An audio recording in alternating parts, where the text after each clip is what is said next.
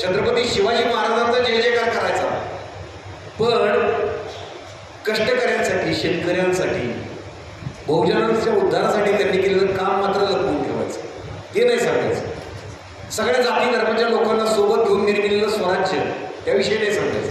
फक्त गड किल्ले, ढाली तलवारी, या सुरस मनोरंजक कथा सांगून तुम्हाला गुंगवून ठेवायचं, जेणेकरून नकळत मुस्लिम द्वेष बसेल, जो महाराजांच्या मनात कणभर सुद्धा नव्हता. पण या सिनेमांच्या माध्यमातून तुमच्यात तो पेरला जातोय अलगद.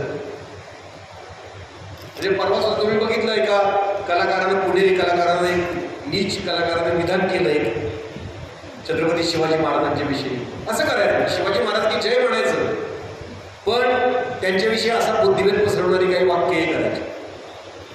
म्हणजे माफी मागताना पण त्यांना साम दाम दंडभेद हा शब्द वापरला. शिवरायांची नीती ती नव्हतीच. अतिशय शुद्ध चारित्र्याचे राजे होते. साम दाम दंडभेद ते आत्ताच